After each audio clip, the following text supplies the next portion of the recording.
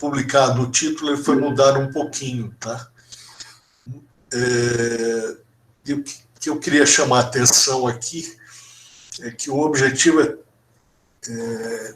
por esse convite, atender o convite feito pelo Centro Moraes Rego, não pelo Centro Moraes Rego, mas pelas pessoas que estão hoje liderando o Centro Moraes Rego, é de fazer uma provocação, tá? É tentar dar uma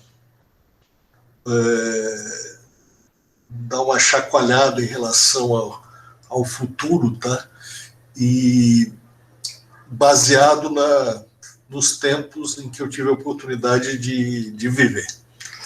Então, quando a gente está falando aí em mineronegócio, e aí eu estou me apropriando de um termo que vocês vão... que ele é uma espécie de paralelismo com o agronegócio, mas aqui é fundamental que vocês entendam que o objetivo é falar de uma cadeia de valor envolvida no mineronegócio. Então, João, eu já vou te dar uma corrigida. Você falou especialmente engenheiro de Minas. Não é isso. Engenheiro de Minas, engenheiro de metalurgista, engenheiro de materiais, são os advogados, são os geólogos. É todo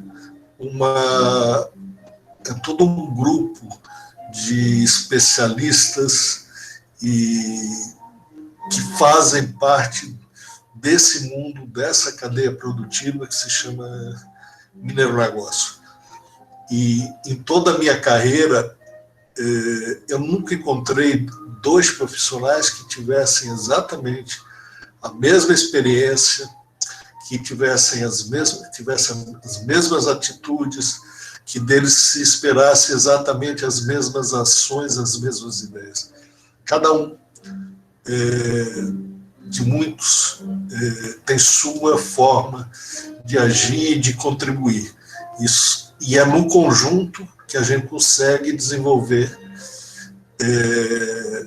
esse país e enfrentar os desafios que tem aí, que estão aí pela frente. Vamos avançar um pouquinho, Nelson? Bom, aqui um pouquinho de protocolo. Eu queria cumprimentar a coordenadora geral desse evento, a Mariana Soares Silva, que é vice-presidente.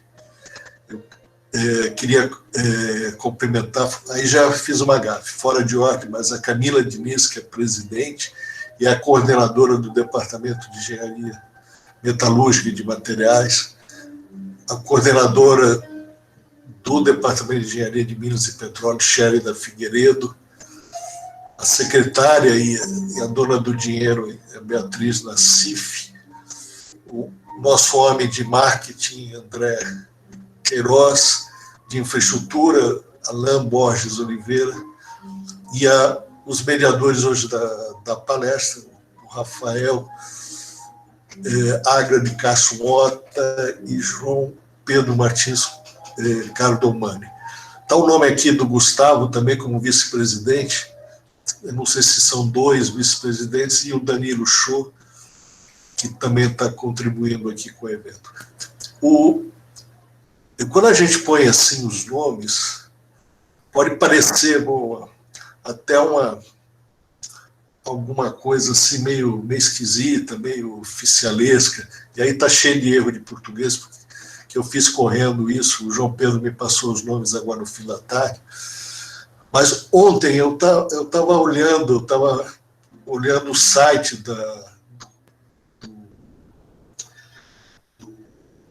do Centro Moraes Rego, e recomendo a todos que estão aqui olharem esse site do Moraes Rego, a coleção que está ali, digitalizada de todos os boletins de geologia e metalurgia. E eu tive a curiosidade de abrir alguns e ler. E na primeira página tem um nome de colegas, o meu nome está num deles, o Osnik está aqui comigo, está em vários deles, o Marcelo Chama, que vai estar conversando depois da manhã com vocês também, está lá o nome deles. E vocês não sabem o orgulho e a sensação que dá a gente ver o nome nosso em algo, em um boletim que foi feito há 50 anos atrás.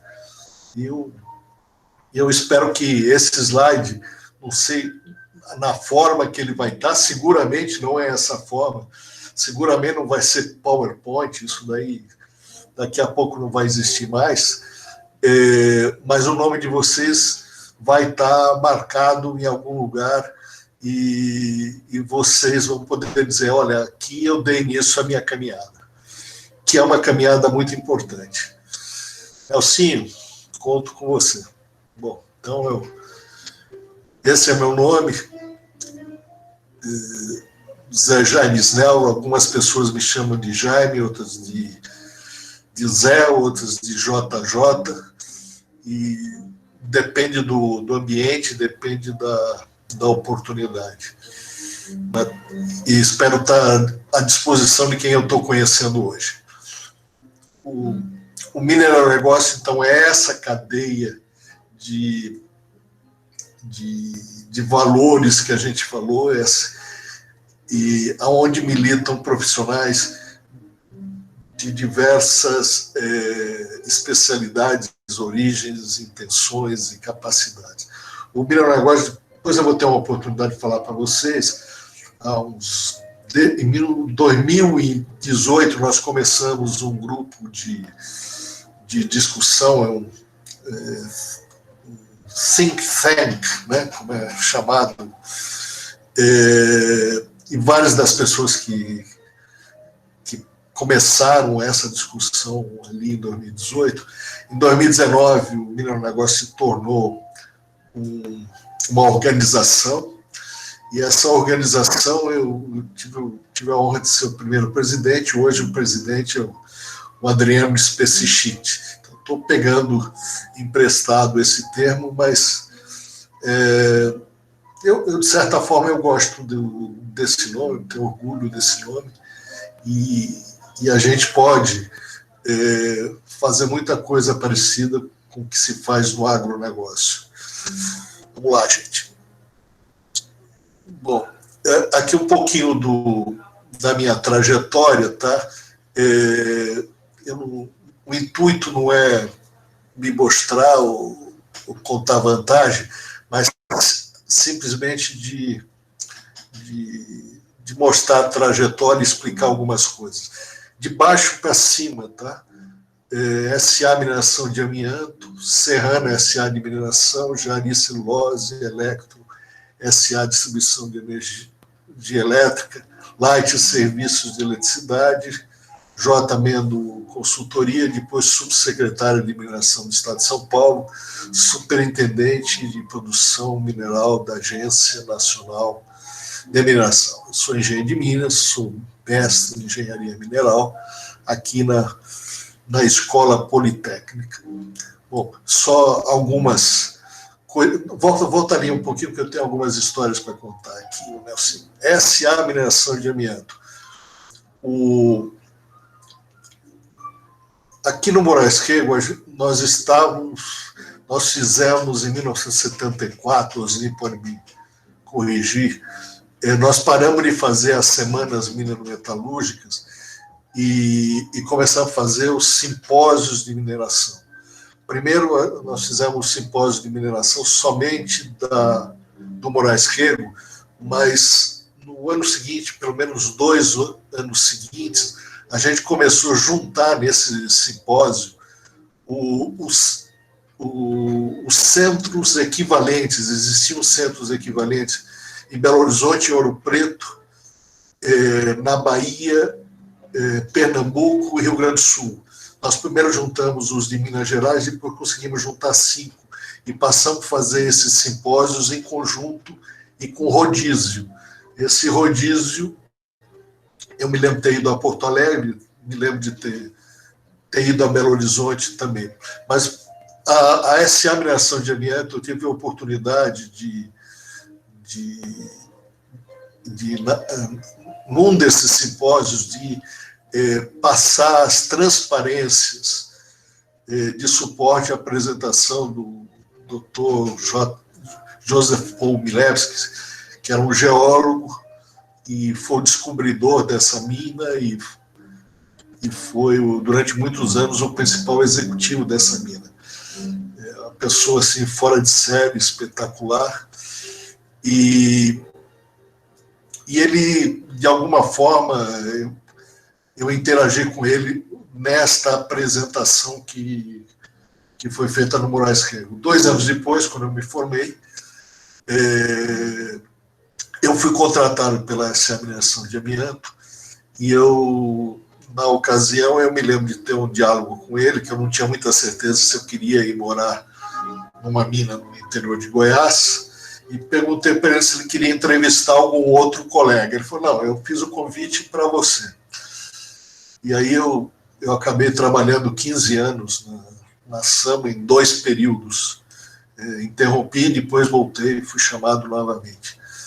Na CRSA de mineração, também tive a oportunidade de trabalhar com várias das pessoas que estão aqui assistindo a gente hoje. A Serrana era uma empresa muito próxima, a mina de Cajati continua próxima da gente aqui em São Paulo, mas a Serrana, nós sempre tínhamos em torno de 4 colegas fazendo estágio na Serrana, e ela aproveitava vários desses colegas. Depois, como profissionais, alguns deles fizeram carreiras brilhantes na Serrana. Eu estive muito pouco tempo na Serrana, 1 ou 2 anos, mas minhas amizades são muito, muito fortes que eu fiz com as pessoas que ali trabalhavam. Eu tive a oportunidade depois de trabalhar em 3 empresas fora do setor mineral. O projeto Jari Celulose. Esse projeto, que é um projeto bastante interessante, ele abriga, o projeto Jari como todo, 2 empresas de mineração. Na época haviam 2 empresas de mineração, uma de bauxita refratária e outra de caulim. Hoje, essa de bauxita refratária ela não está mais operando. A de caulim, sim, e a produção de celulose, a atividade florestal, ela também continua de pé. Depois eu tive a oportunidade de trabalhar em 2 empresas do setor elétrico e, terminando essa jornada por fora do setor, eu voltei ao setor trabalhando a JMendo Consultoria, e hoje é presidida pelo Adriano Specichit, que eu já mencionei aqui, mas o José Mendo é um dos meus mentores na carreira, e o José Mendo, ele faleceu cerca de 1 ano atrás, uma grande perda que nós tivemos no setor. Eu fui convidado depois a ser subsecretário de mineração no estado de São Paulo. Nós tínhamos no governo anterior uma secretaria de energia e mineração. Nós não temos mais essa secretaria. E nessa Secretaria de Energia e Mineração, nós tínhamos uma subsecretaria de mineração aqui no estado de São Paulo.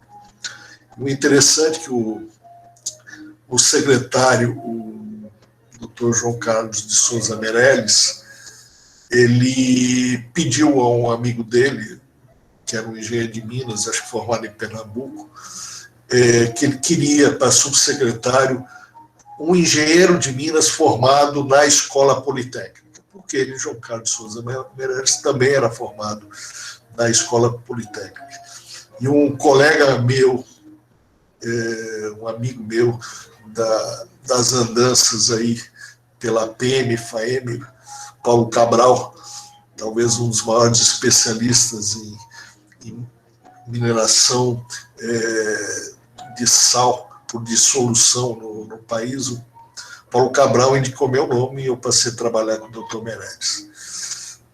Daí, terminado esse mandato, eu voltei para a JMendo Consultoria, até que fui convidado a participar de um concurso para uma posição como superintendente de produção mineral na Agência Nacional de Mineração. Tanto como subsecretário como superintendente, esses são cargos em comissão, ou seja, eu não sou concursado como servidor público nem estadual, nem agora federal. Da mesma forma que os diretores da Agência Nacional de Mineração, eles detêm os cargos, hoje são 5, é uma diretoria colegiada, eles detêm esse cargo por um período de mandato. O mandato maior é de 5 anos. Nelsinho, por favor. Aqui eu queria mostrar alguma coisa para vocês. Eu botei ali o Centro Moraes Rego, porque eu sempre tive uma preocupação uma preocupação ou uma tendência, uma vontade de participar de grupos, e sempre organizar e participar de grupos, às vezes em posição de liderança, às vezes simplesmente fazendo parte desses grupos. O Centro Moraes Rego foi o primeiro deles, foi uma escola importante, vocês têm que entender, os mais jovens têm que entender o Centro Moraes Rego como uma escola, como uma oportunidade. A PEM, que está logo em cima, a Associação Paulista dos Engenheiros de Minas, ela foi a primeira associação estadual de engenheiros de Minas, e ela foi criada e montada em cima pode-se dizer isso, com a base do Centro Moraes Rego. Pessoas que se conheciam do Centro Moraes Rego, que trabalharam junto no Centro Moraes Rego, só que diversas gerações. Da PM para a FAEM, a PM estimulou a criação de, eu acho que chega a 10 associações de engenheiros de Minas pelo país todo, e a FAEM passou a ser uma federação. A grande liderança da FAEM, na sua fundação, foi do professor engenheiro de Minas, também aqui da Escola Politécnica, o Décio Casadei. A Organização Mineiro Negócio, eu citei a Organização Mineiro Negócio no início da palestra, ela foi fundada no ano passado, já completou um ano agora, com 100 sócios fundadores. Ela tem um grupo de WhatsApp, um grupo que discute somente questões técnicas, ou questões relacionadas ao negócio de mineração, ao negócio dos minerais, os negócios com base mineral, que chega a 200 pessoas. Geólogos, advogados, tem até uma geogada que está aqui. Geogada é um geólogo que conhece muito de legislação mineral. Ela sabe de quem que eu estou falando, está aqui. Já vi aqui. Manuel Moura participa ali com a gente.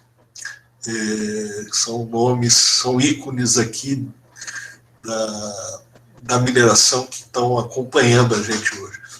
Frederico Barbosa também está nos dando a honra de nos acompanhar. É outro grande nome. Na Organização Mineiro Negócio, 2 pessoas, em particular o Remo Scalabrin, que é uma desses colegas que a gente conheceu quando nós estendemos os contatos do Moraes Rego para o sul do país, foi dos pilares que nos ajudou a colocar de pé o Mineiro Negócio, e da mesma forma o Maurício Dompierre. E aí eu vou citando outros nomes, além desses 2 nomes, bastante importante. O Remo Scalabrini, nós tivemos a oportunidade de trabalhar junto, ele era meu chefe tanto na Serrana, e depois foi o cara que me levou para o Jari. O Maurício Dompierre é uma pessoa com quem, durante meus anos de trabalho na J. Mendes, sempre me acompanhou. O Remo também. Eu, Maurício e o Remo, nós fazemos trabalhos em conjunto. esse comitê de secretários de mineração dos estados, na verdade é o Fórum dos Secretários de Mineração dos Estados, ele foi estimulado pelo João Carlos Souza Meirelles, e eu coordenava 7, não digo secretários de Estado de mineração, porque nem todos os estados tinham secretários ou subsecretários, mas alguns eram secretários, e outros ainda são. E desse fórum de secretários, nós temos hoje pelo menos 3 dos 5 diretores da Agência Nacional de Mineração. Nas outras áreas, nós criamos um grupo de barragens, um grupo de estudo de barragens de mineração aqui no estado de São Paulo. Ele fez um diagnóstico bastante rápido e de boa repercussão, e hoje esse grupo é permanente, junta gente de pessoas de diversas secretarias, meio ambiente, DAE e Defesa Civil. Nos outros lugares, tanto o IBRAM como o COGE, que é ligado ao setor elétrico, como a BCP, que é ligado ao setor de papel e celulose, sempre tive a oportunidade de fazer parte de grupos e comitê técnico. Então, para os mais novos, para o pessoal que... É difícil dizer mais novo, porque a gente só tem jovens aqui participando com a gente, jovens há mais tempo e jovens há um pouquinho menos tempo, mas são jovens há menos tempo.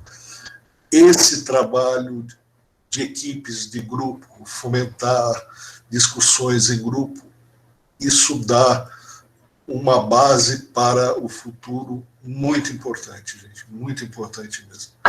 Em frente, doutor Nelsinho. Bom, hoje o João Pedro já me apresentou, eu ocupo a função de superintendente de produção mineral da Agência Nacional de Mineração. A Agência Nacional de Mineração é uma agência muito jovem. Ela não completou, vai completar agora 2 anos de idade. Tá? Nesse final de ano, em dezembro, ela completa 2 anos de idade. Ela nasceu do Departamento Nacional de Produção Mineral e ela está aprendendo a ser uma agência. É um aprendizado bastante difícil, mas nós estamos trabalhando bastante forte nisso.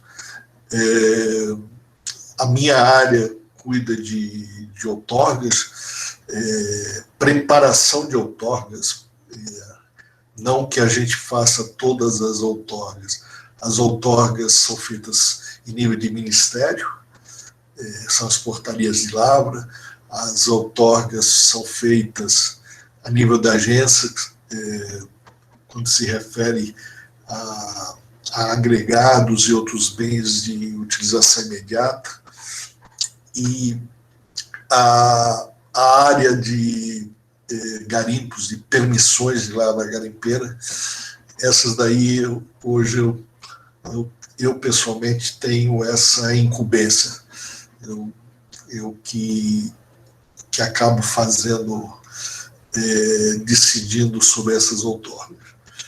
A atividade de fiscalização da atividade mineral, exceto pesquisa mineral, que não está comigo, o resto da fiscalização no território brasileiro está comigo.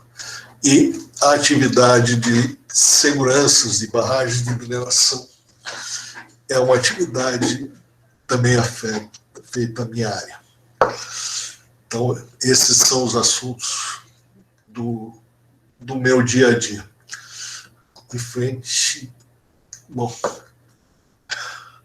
eu vou apresentar a vocês alguns slides que foram elaborados ali em 2018 por aquele grupo Think Tank, qual eu mencionei, e que eu identifiquei algumas pessoas que estão aqui com a gente, o Remy Scalabrin, o Richard Margutti, o Maurício. Depois eu corro aqui na lista, da medida que eu for achando outras pessoas.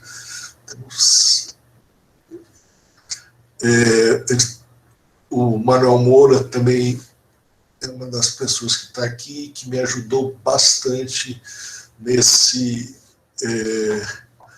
trabalho que a gente conseguiu desenvolver em conjunto. E se vocês pensam que escrever 2, 4, 6, 7 linhas que parecem óbvias num conjunto de muitas pessoas é algo simples, eu diria que é um negócio bastante complicado, mas a gente chega nisso aqui.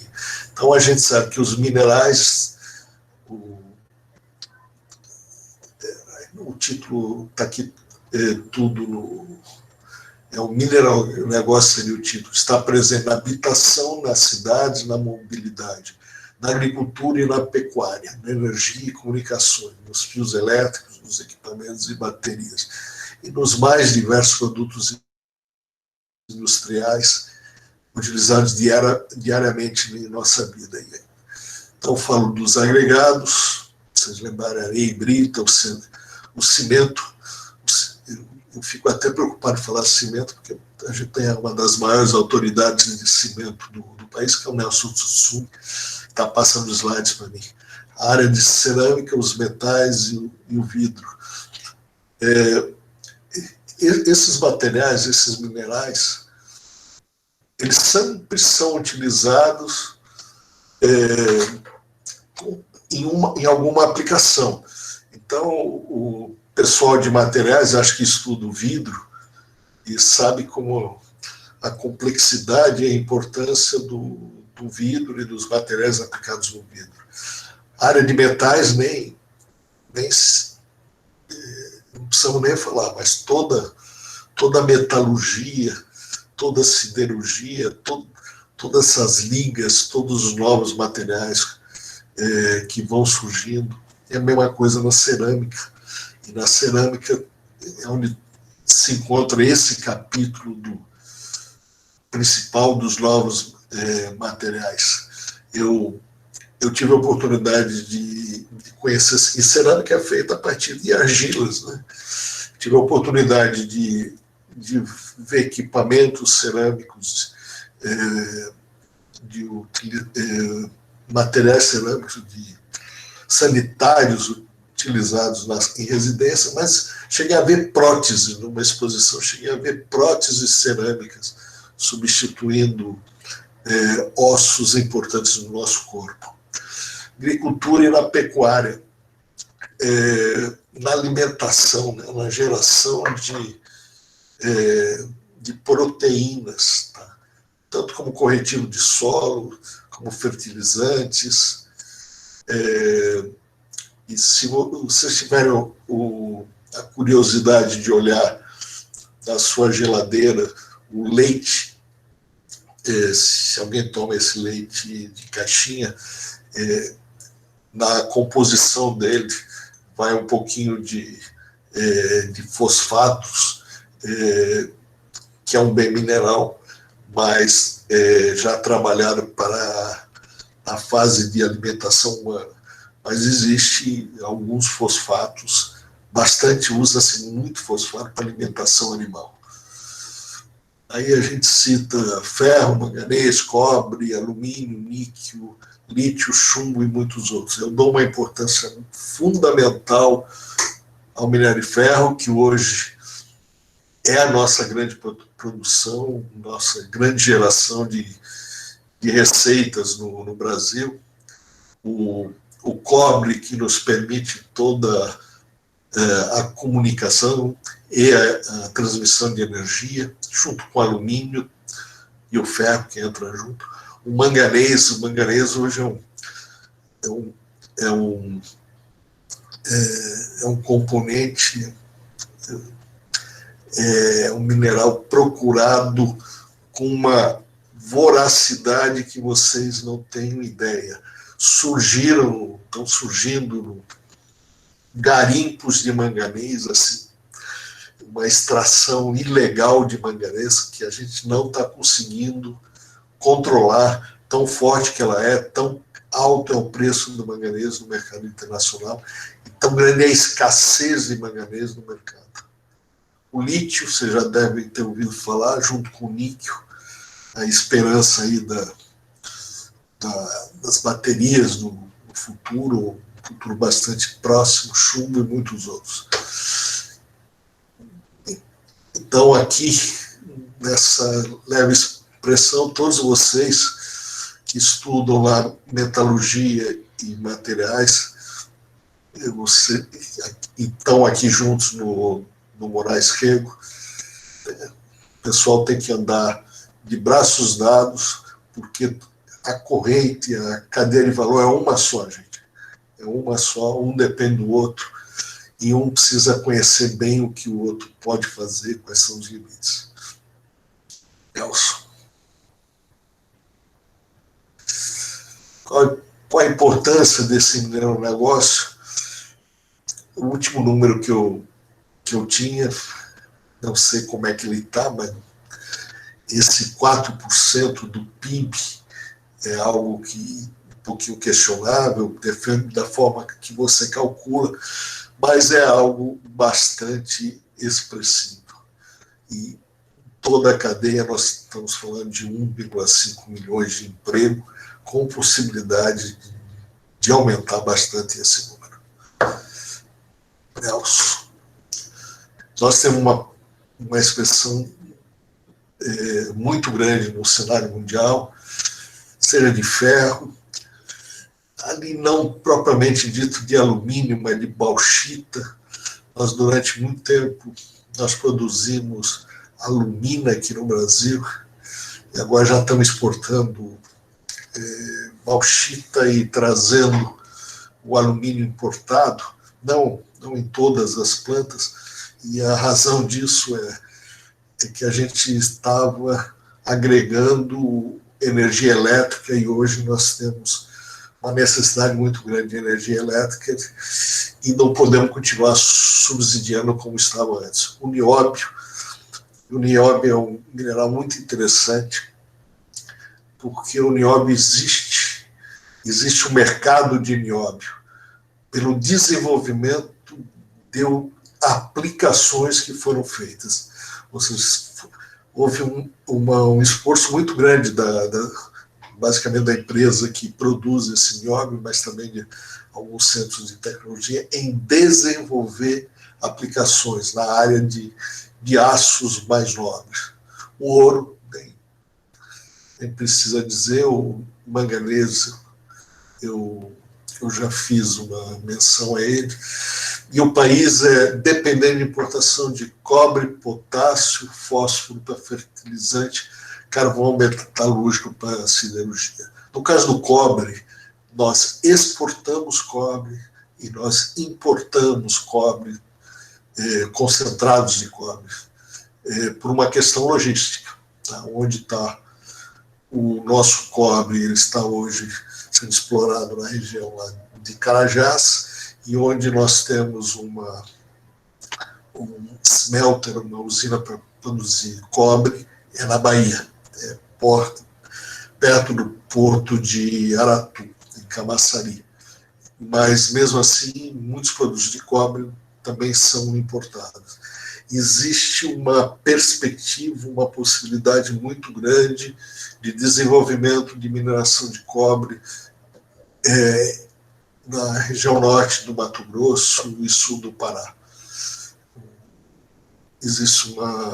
Algumas empresas estão fazendo um esforço muito grande de pesquisa mineral nessa região, e isso é olhado com boas perspectivas para o futuro.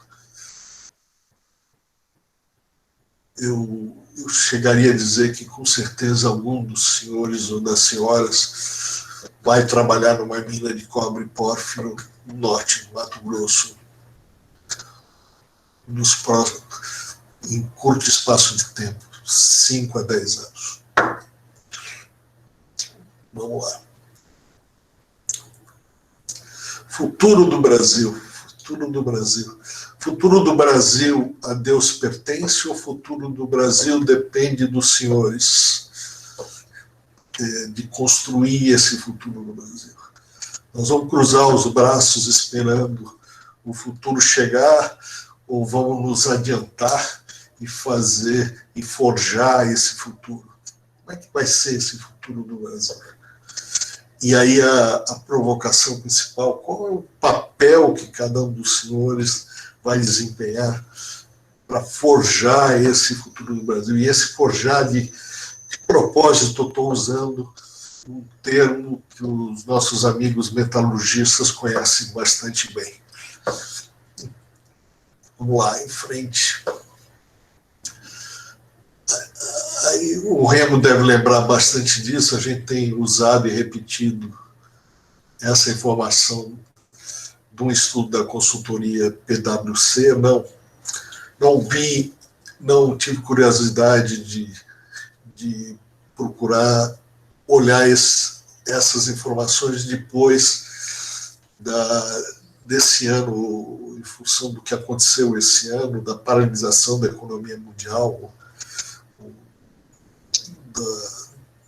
da reestruturação da economia mundial em função da pandemia que nós estamos vivendo, que o mundo está vivendo. Mas esse número, só para a gente ter um número na cabeça, 2050 ele está a 30 anos daqui. Ou seja, ele dista somente 30 anos. E daqui a pouco eu vou olhar um pouquinho melhor esse número. E a PwC diz que o Brasil vai ser a sexta economia do mundo, uma população de 238 milhões de pessoas e um PIB de 6,5 trilhões.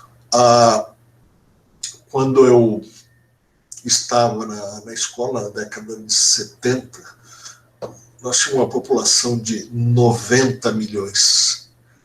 90 e pouquinho. Esses 90 milhões a gente se lembra muito bem, porque em 1970 o Brasil foi tricampeão mundial de futebol e tinha uma musiquinha que falava dos 90 milhões em ação.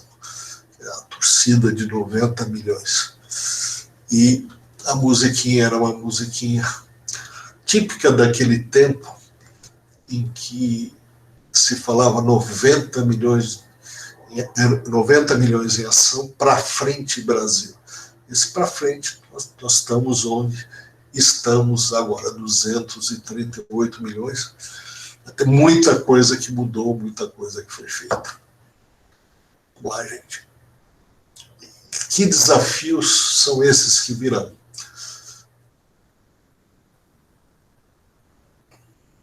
Doutor Nelson, e esse déficit habitacional, quando é que nós vamos conseguir resolver esse déficit habitacional?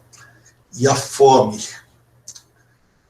Esses dois itens terão que ser eliminados e estima-se que esse grande desafio exigirá o dobro do consumo de insumos minerais por habitante em relação ao consumo atual. No caso de agregados, lembrando, materiais utilizados na construção civil. A gente tem aqui um grande especialista entre nós, que é o Dr. Usni de Mello. 3,5 toneladas por habitante ano, quando nos Estados Unidos se consome o dobro, mais do que quase o dobro. Isso segundo dados da NEPAC. Ou seja, temos que aumentar a produção mineral.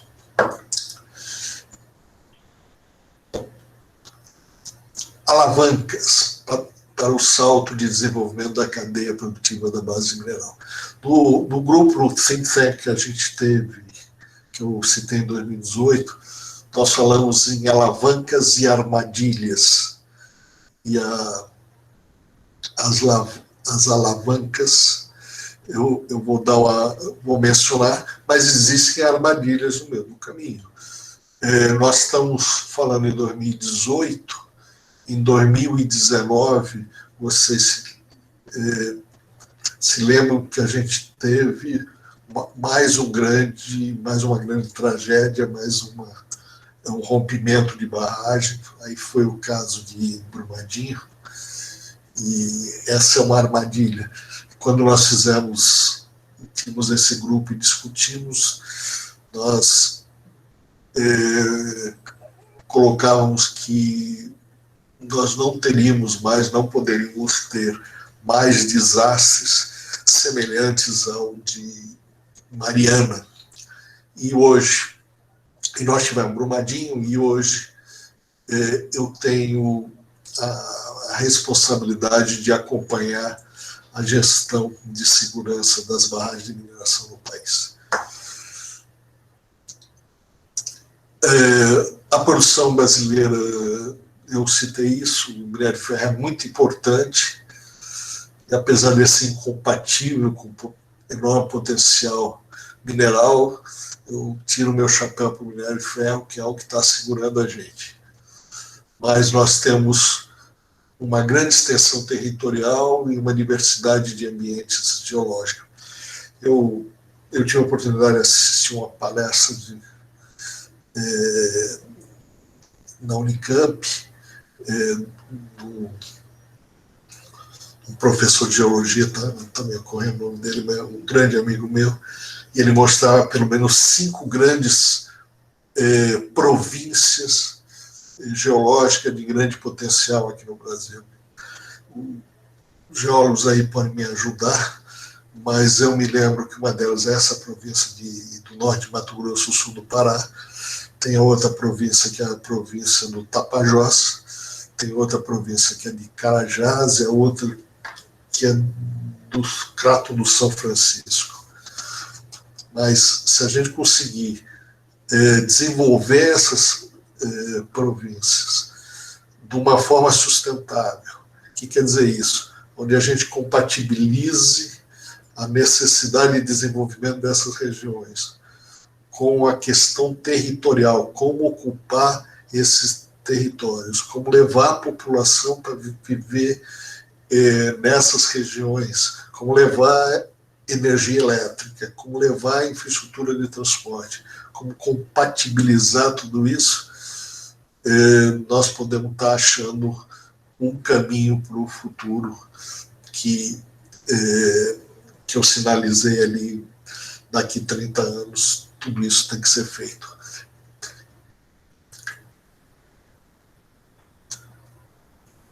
Mas, não, para garantir esse futuro, nós temos que ter urgência no presente. E urgência, cada um de nós, no seu papel, cada um de nós, no que lhe compete fazer. Muitos dos senhores que ainda estão na escola, se preparar para esse futuro, se preparar de uma forma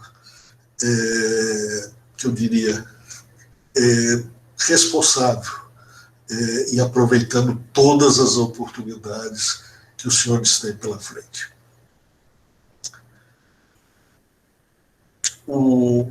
Nós temos 10 pontos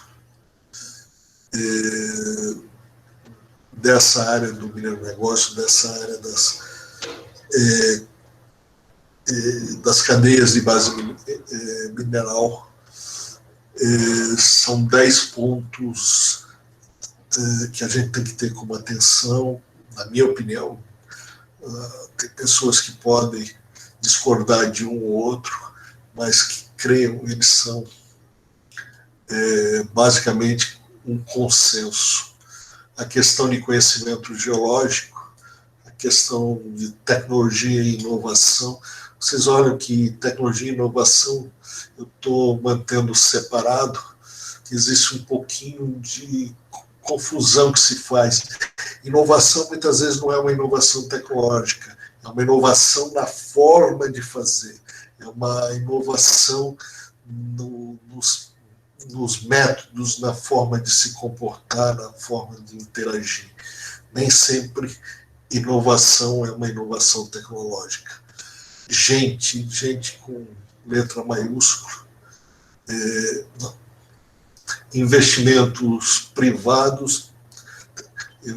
Recentemente eu vi um debate no Instituto de Engenharia do Rio de Janeiro, semana passada, onde o tema mineral foi colocado em destaque. Nós tínhamos o secretário o secretário de Geologia e Mineração participando desse debate. E o presidente do Instituto, ele criticou a privatização da Companhia Vale do Rio Doce. Mas eu pessoalmente, e esse grupo que estava junto, que eu citei, que trabalhou junto, é uma defesa de investimentos privados na atividade mineral e na atividade produtiva. Nós entendemos que ao Estado não cabe assumir investimentos de risco. E todos os negócios são investimentos de risco. Todos os investimentos na área de mineração e geologia, eles têm, por natureza, seu investimento, seu risco majorado. Segurança jurídica, em todos os níveis, nós não podemos ter alguém ditando regras diferentes a cada dia. E creio, meus amigos, sempre nós vamos encontrar alguém em todos os níveis. Se não é uma lei, é uma regra, é um procedimento, nós estamos sempre colocando empecilhos e criando fardos legais, fardos regulatórios, que me parece que é uma característica cultural desse país, e isso atravanca, impede que ele caminhe. Legalidade. As leis estão aí para ser cumpridas. Isso a gente tem que zelar para que isso aconteça. Simplicidade de gestão. Planejamento territorial, tem um E a mais. Se na década de 70 esse país era um vazio, hoje o país discute a cada momento o seu território. Cada momento ele está discutindo o seu território. Quando você está discutindo o desmatamento de uma região, quando você discute a necessidade de áreas florestais, reservas florestais, quando você discute áreas de fronteira, quando você discute reserva quilombolas ou reservas indígenas, você está discutindo território. E eu diria que hoje a discussão de território e planejamento de território é um dos assuntos mais importantes que a gente tem pela frente. Responsabilidade social e ambiental.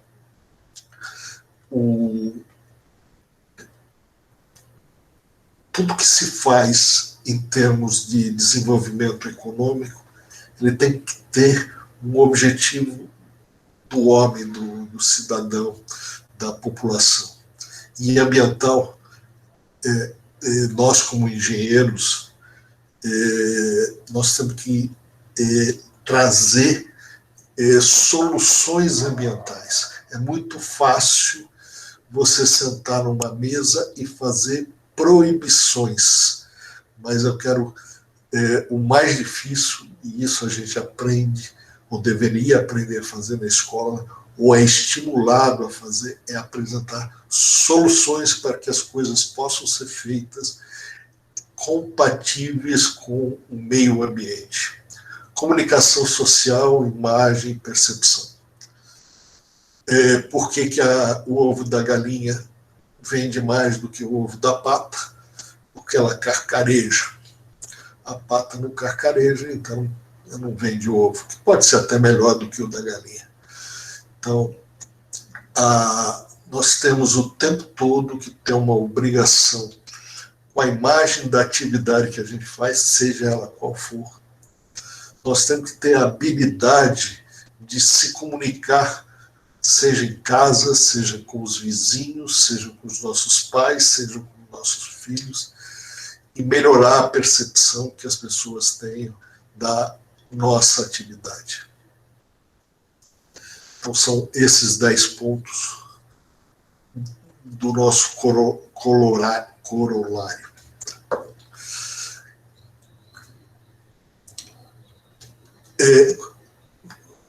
Eu destaquei alguns 5 pontos a capacitação de pessoa, o conhecimento geológico e integração da informação, o domínio tecnológico, inovação e compartilhamento.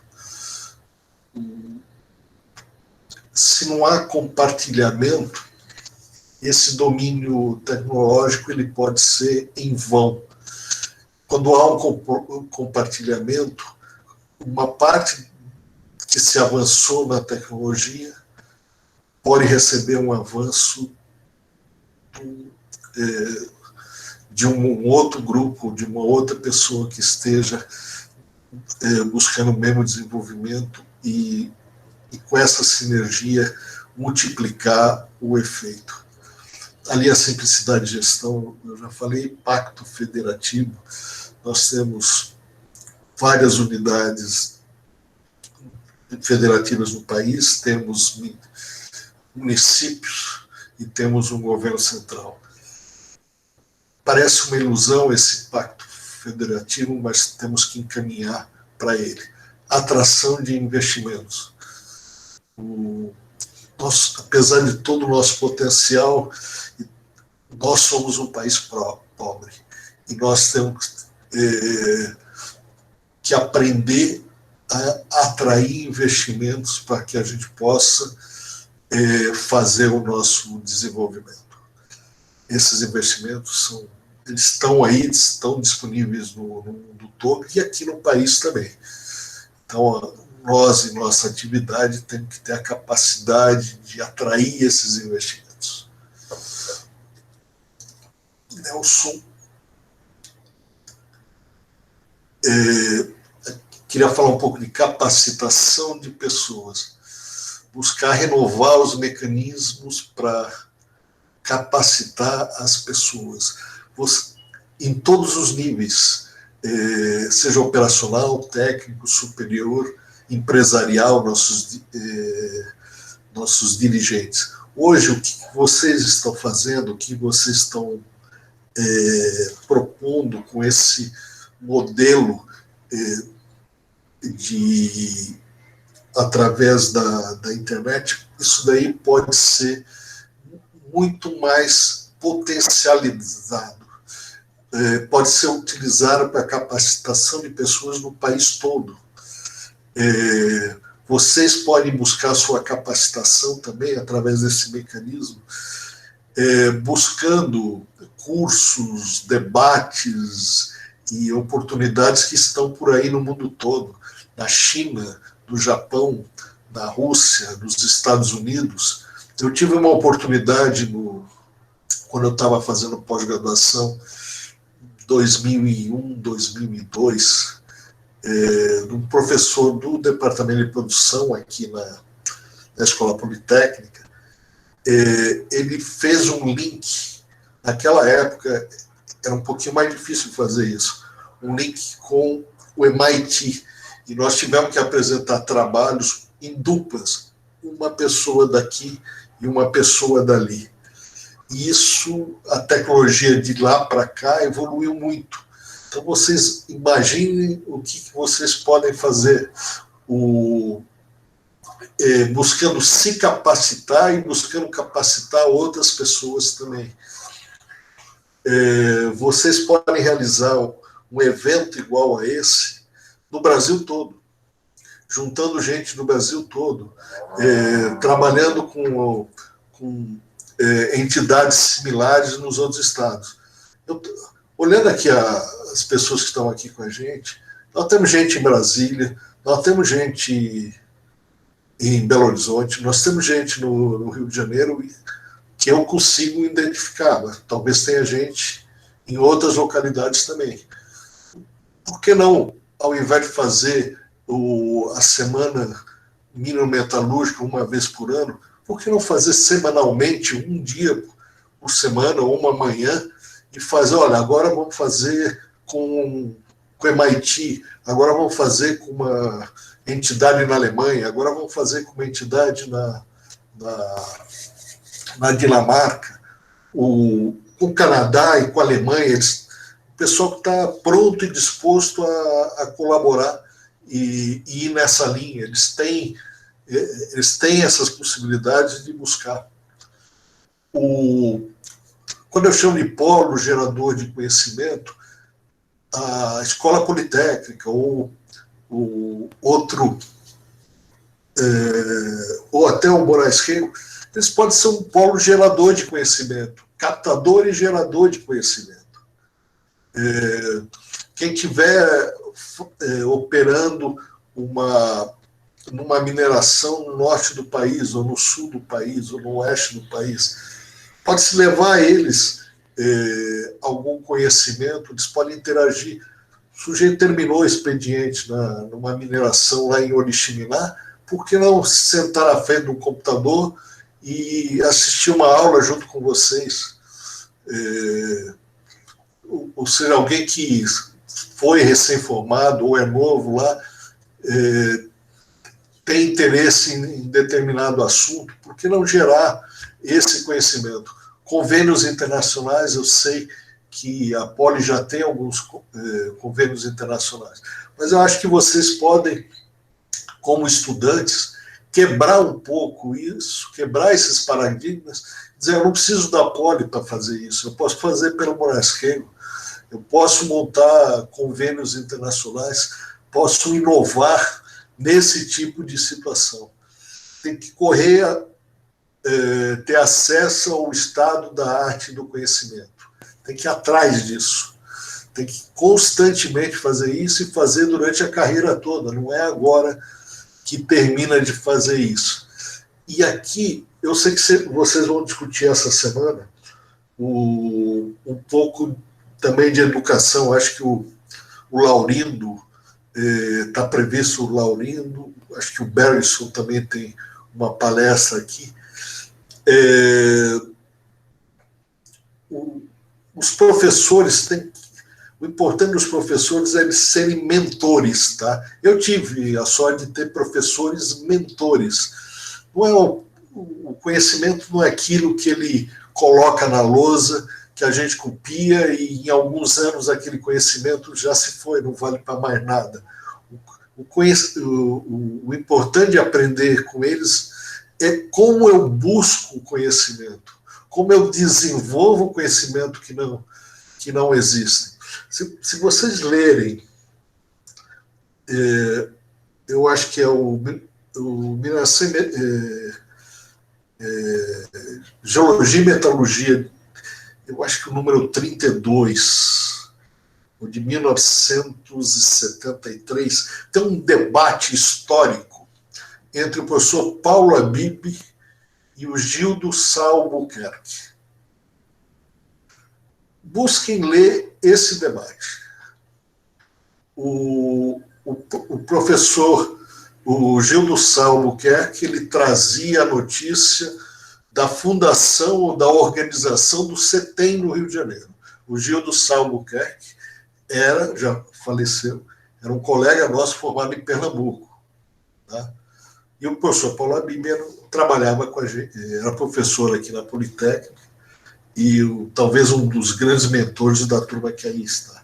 E o professor Paulo Habib falava da necessidade de desenvolver ou de adaptar as tecnologias existentes para as características dos nossos minérios. Não simplesmente importar as tecnologias, mas desenvolver uma tecnologia necessária para a produção dos nossos minérios. E o professor Paulo Habib foi fundamental no desenvolvimento das soluções para os fosfatos que aí estão. Tá? Tem algumas pessoas que estão... O Remo trabalhou com ele, trabalhou na Serrana, assumiu depois a área de tecnologia. Eles sabem muito bem disso, mas esse debate é um debate muito interessante e está aqui nos anais do Centro Moraes Rego. Então, esses professores que a gente tinha na época, o Neuclair, o Nogueira, o Melcher, o Décio Casadei, o Paulo Habib, eles se prestavam, desculpe se eu não citei alguém, mas eles se prestavam o papel de mentor, de mostrar caminhos. E eu espero que isso ainda seja cada vez mais incentivado. vocês estão fazendo uma escola, uma universidade, talvez a melhor universidade do Brasil, e uma escola que é referida também como uma das melhores do Brasil. E eu não vou contar para ninguém, mas só nós que vivemos isso, a gente sabe quais são os defeitos dela, mas a gente não conta isso para fora. Mas a gente não utiliza muito pouco essa questão da gente estar numa universidade. Se a gente está numa universidade, por que a gente não pode escolher quais cursos que a gente gostaria de fazer? Eu estou me formando em engenharia de minas, mas gostaria de ter um conhecimento de geologia muito mais profundo do que os que estão me oferecendo. O que impede de eu me matricular em cursos na geologia? Eu gostaria de ter um conhecimento de direito muito maior do que eu tenho. O que me impede de ir buscar algumas cadeiras ministradas por alguns professores lá no Largo São Francisco?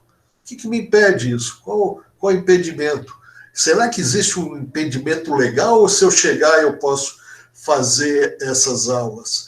E se eu quiser ficar um ano a mais na universidade, buscando mais conhecimento, é proibido? Ou eu só posso ficar um ano a mais se eu repetir alguma matéria e não conseguir os créditos? Por livre escolha eu não posso fazer isso?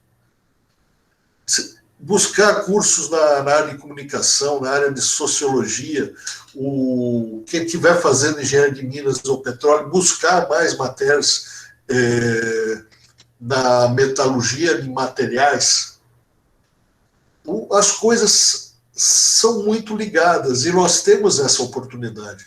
Quando eu fiz a pós-graduação aqui no Departamento de Minas, eu busquei cursos na área de produção e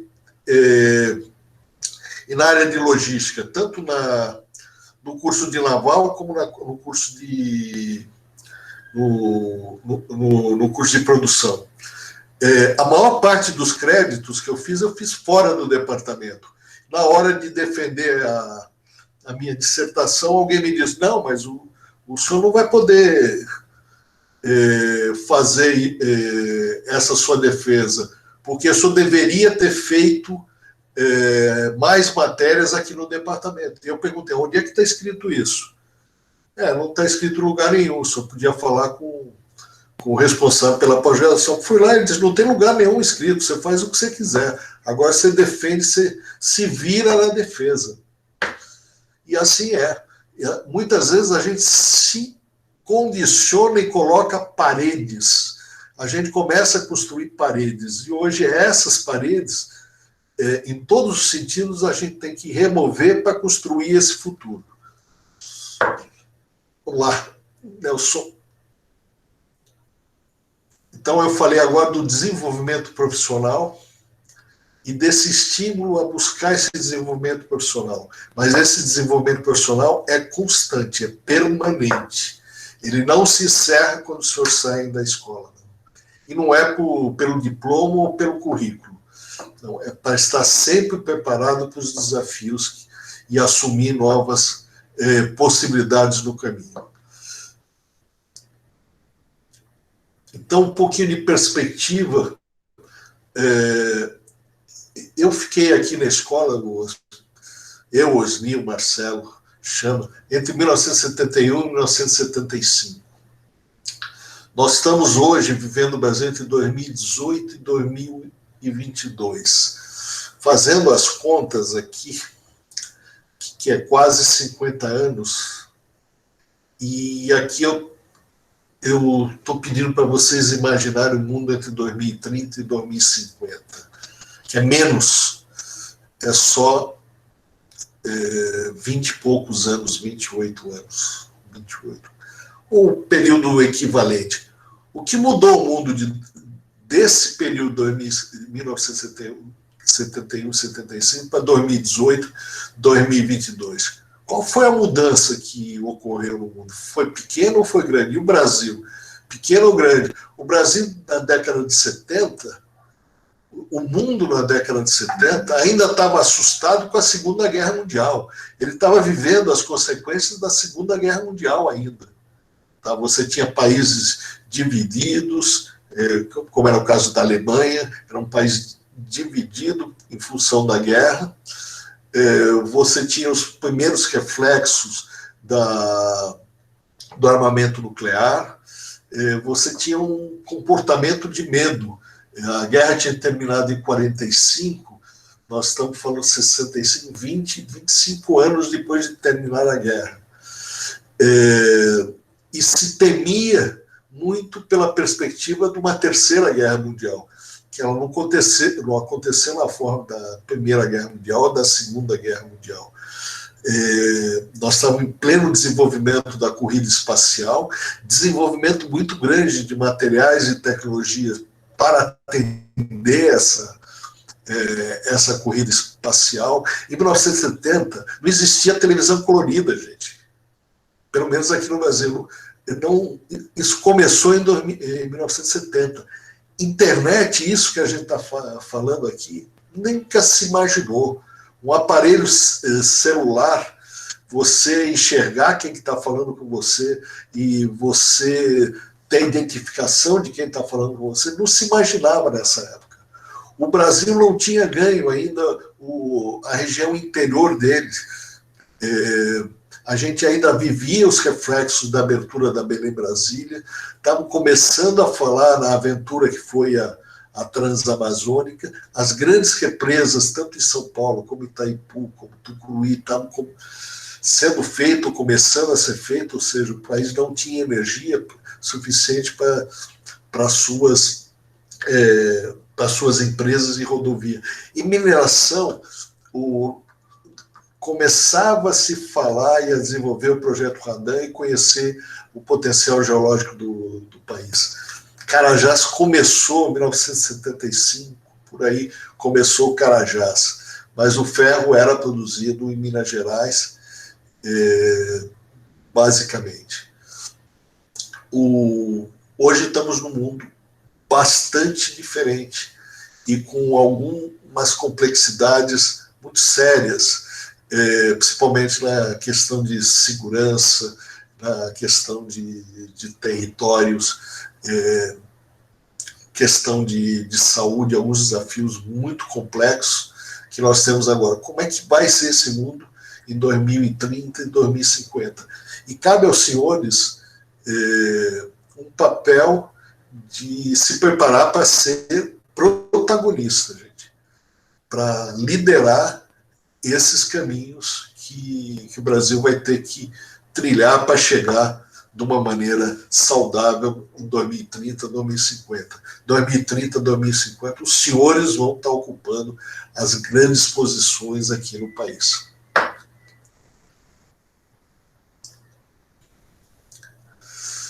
O momento e as oportunidades, quando eu digo eu, é cada um dos senhores. O ambiente que os senhores têm, que é um ambiente de privilégio, Escola Politécnica, Universidade de São Paulo, professores, mentores, façam diferente, não se contentem com o óbvio.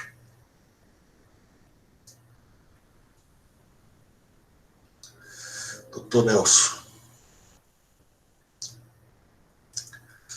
Os senhores são proprietários de si mesmo e do futuro. Cada um dos senhores é dono ou dona do seu próprio destino, tanto como condutor e mantenedor. Mantenedor no sentido de manutenção, tanto do nível de conhecimento como de saúde. Os senhores vão querer ser protagonistas ou coadjuvantes?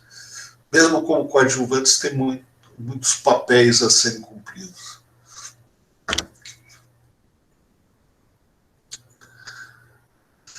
Pessoal, cumpri o horário que me foi dado e agora acho que os senhores estão um pouquinho cansados aqui do Zé Jaime, eu vou ouvir um pouquinho.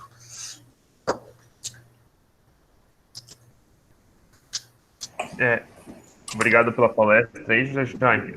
O pessoal vai mandar o link para vocês concorrerem aos prêmios aqui no chat agora. Se já não mandaram agora, mandaram. A Isabela acabou de mandar o link para vocês concorrerem aos prêmios e participarem da gamificação. E o Rafael vai ler as perguntas que fizeram para o senhor. A gente pede desculpa por passar um pouquinho do tempo, mas a gente teve uns pequenos problemas técnicos no começo. Então a gente vai passar um pouquinho, tá, gente? Bom, vamos lá. Eu recebi aqui algumas perguntas que o pessoal fez durante a palestra e eu vou aqui ler para vocês. Bom, a primeira pergunta é: como trabalhar a visão pública sobre o negócio, tendo em vista o grande impacto que acidentes como o Brumadinho causaram, apesar de serem raros?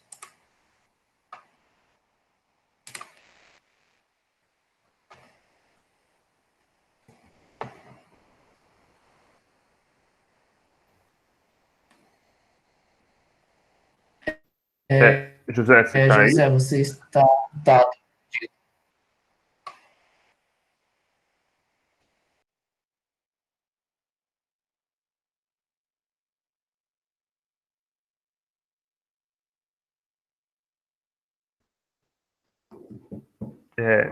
José Jaime?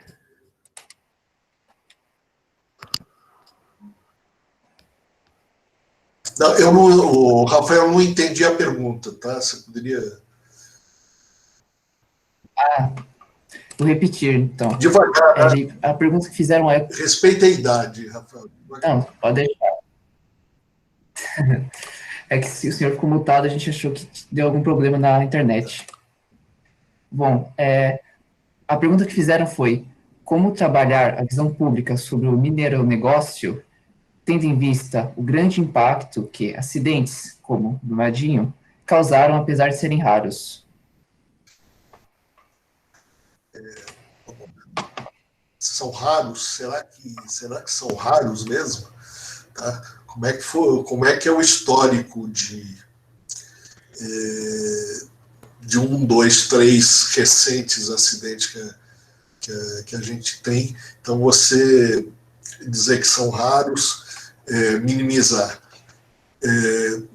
A primeira coisa que a gente tem que fazer é não minimizar. Minimizar. A coisa é muito séria, tá? É muito séria e tem que ser encarada dessa forma, com seriedade e tomando todas as providências possíveis para que não se repitam de forma alguma.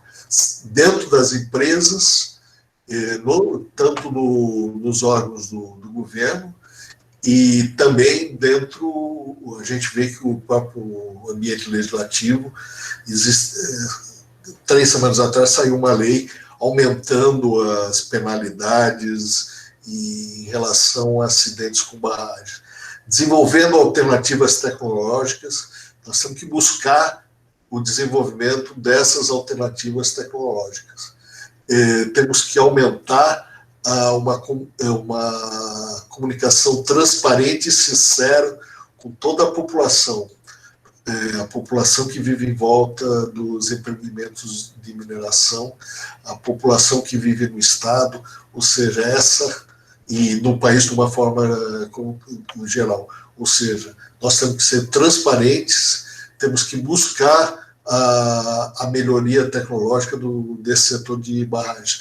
E muitas coisas estão surgindo, novas tecnologias, as empresas estão implantando, elas estão tomando algumas medidas que estão sendo obrigadas a tomar, e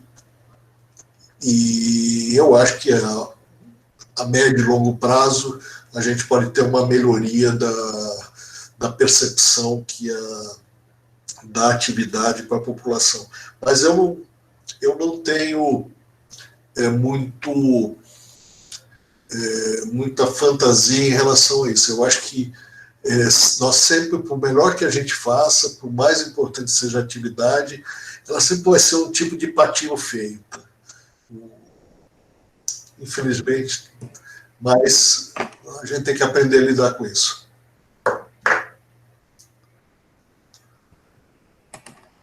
Tá certo.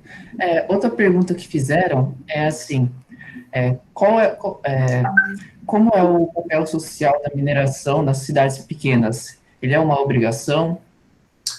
Eu não entendi. Como é na cidade pequena? O papel social da mineração em cidades pequenas.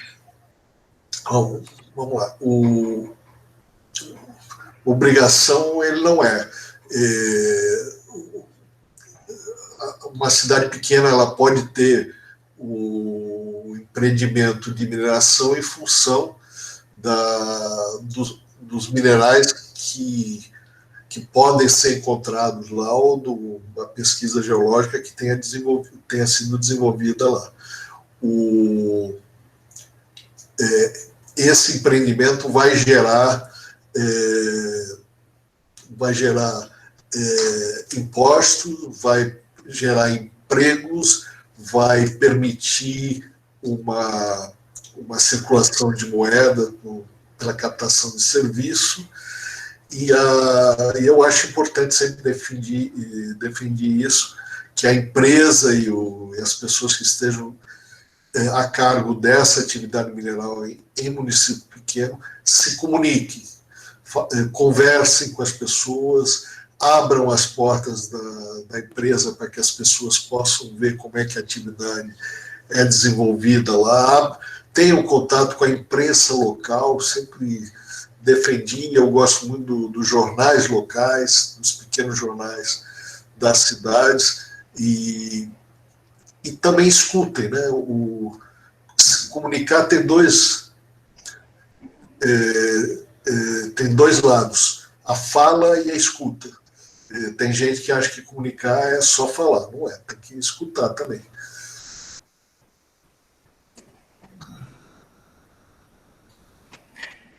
Também fizeram mais uma outra pergunta, Jaime. Qual que é o papel do setor mineral agora nessa fase de recuperação socioeconômica do Brasil? Tem um papel fundamental. Tá? Ele primeiro na geração de divisas. Tá? O minério de ferro, a gente tem que olhar com muita atenção o minério de ferro, manter a competitividade do minério de ferro no cenário internacional, e incrementar a produção e produtividade. Segundo, a gente tem as outras, você tem minerações, seja de água mineral, seja de areia, seja de argila. Então, temos que agilizar a posta em marcha desses empreendimentos, gerando empregos de uma forma bastante distribuída no país. A pesquisa mineral é uma outra atividade que se ela for incrementada, isso é um papel que nós na agência estamos buscando fazer, se ela for, e a gente não colocar óbices para que ela aconteça, ela vai gerar poucos empregos, mas de uma forma bastante distribuída no país todo. Então, eu acho que existem várias possibilidades de se incrementar e de se apoiar essa necessidade de saída econômica nesse momento de crise. E você vê que eu falei em nenhuma benesse, né? Eu falei, vamos reduzir imposto, simplesmente não atrapalhar, tá? O que muitas vezes o Estado, aí eu me coloco um papel de agência, muitas vezes a gente atrapalha. Atrapalha mesmo, tá? A gente está encerrando aqui o Formas de Brindes, e também temos uma última pergunta aqui para o Jaime, que só para finalizar já a palestra, a apresentação, a pergunta é: visto que o consumo de insumos minerais tende a aumentar, de que forma que a extração mineral vai poder se tornar mais sustentável?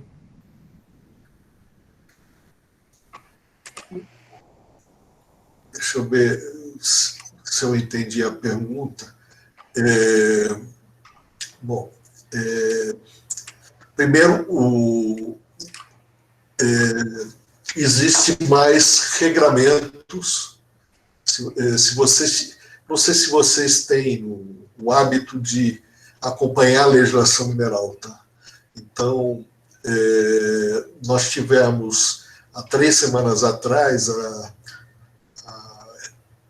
edição de uma nova lei. Essa lei ela visava barragens, mas ela mudou o principal texto legal que a gente tem na mineração, que é o Código de Mineração.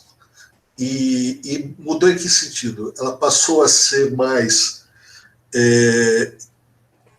clara em relação a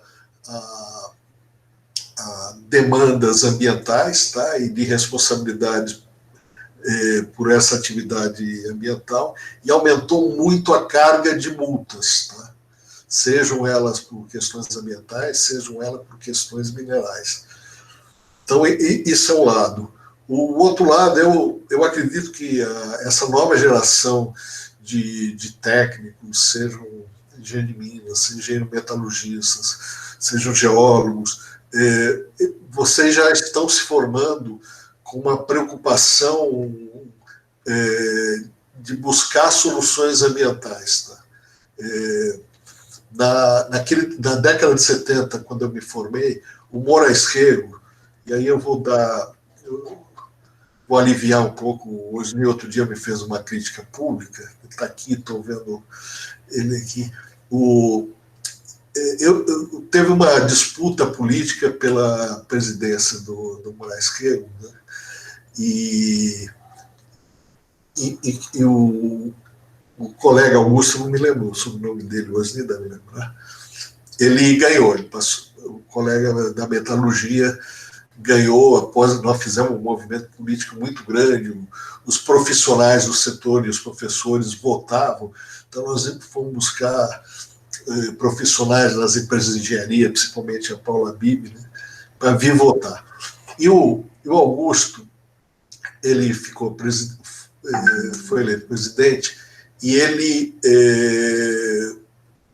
promoveu, ele foi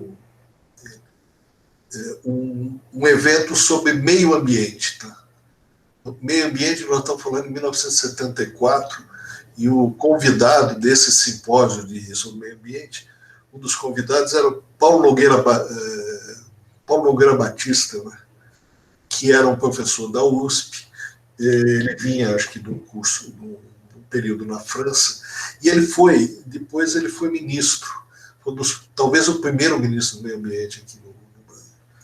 E a USP proibiu esse evento. Ou seja, o Moraes Rego foi proibido de fazer esse evento aqui dentro da USP. E ele foi fazer, eu não sei, ainda existe a Aliança Francesa ali na frente do Rei das Batidas, acho que existe ali na entrada da cidade universitária. E ele foi feito lá. Tá? Então, era proibido se falar da questão ambiental em 1970. Eu acho que a mentalidade hoje é totalmente diferente. E eu tenho certeza que aqui, nesse ambiente de Moraes Rego, de Escola Politécnica, vocês não são aquele pessoal que proíbe de escrever proibição, mas sim de buscar soluções.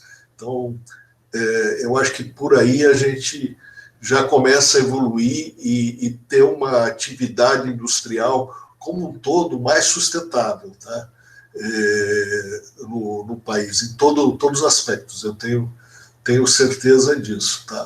Na época que eu estive na Secretaria de Energia e Mineração, o colega que sentava ao meu lado, o outro subsecretário, era um subsecretário de Energia Renovável. Tá?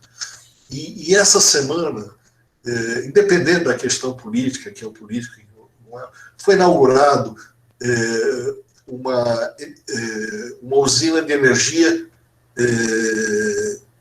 de cana-de-açúcar, né?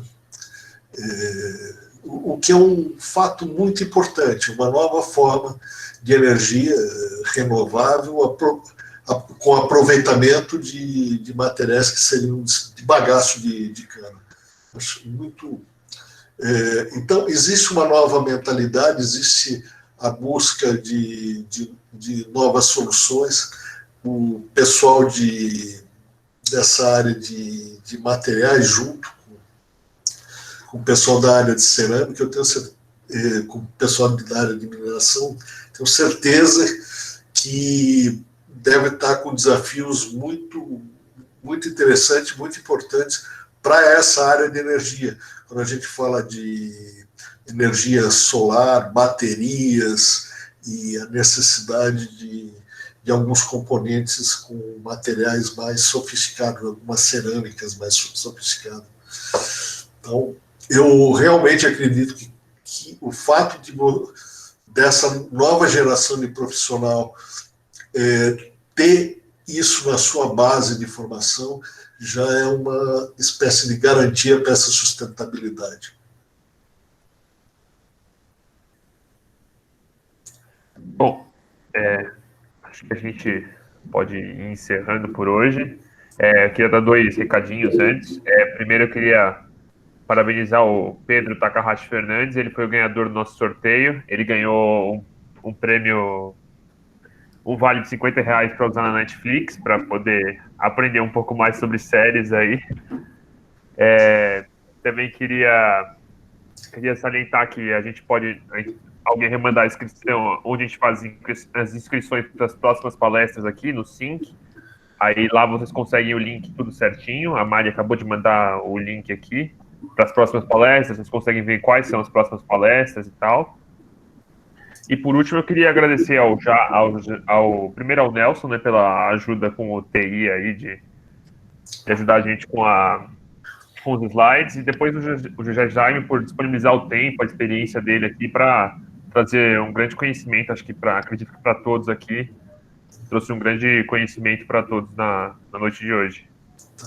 Eu queria agradecer a oportunidade e queria fazer algumas menções aí. Primeiro, Pedro, você pela organização, pela insistência, até pelo carinho que você me entregou. Eu queria mencionar algumas pessoas que estão aqui com a gente, em especial a Valéria Dalbon. A Valéria sabe o carinho que eu tenho por ela.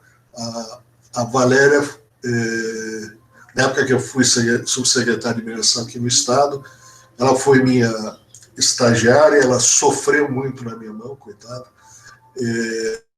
E a Valéria é hoje a única engenheira de Minas contratada por todo o governo do Estado de São Paulo. Tá? Ela, depois que terminou o estágio comigo, ela foi contratada e sempre que ela está aqui junto comigo, eu fico envaidecido. E já que eu falei da minha estagiária recente, está aqui o Luiz, né? O Luiz Eduardo Pereira, o famoso Lep, que foi estagiário meu, mas já faz um pouquinho de tempo. E o Luiz, eu citei o pai dele, que foi o meu professor e foi mentor, que é o meu Clair Martins Pereira. Eu não sei se ele já estava aqui, já conseguiu ouvir isso, mas é uma pessoa a quem eu tenho também um carinho especial. O Manuel Moura está sempre comigo, uma pessoa... Se vocês tivessem a oportunidade de falar, de ouvir, ao invés de ficar ouvindo as baboseiras que eu falo, ouvir esse pessoal que está aí, o Manel, o Luiz, o professor Lineu, o Adriano, vocês estariam muito mais satisfeitos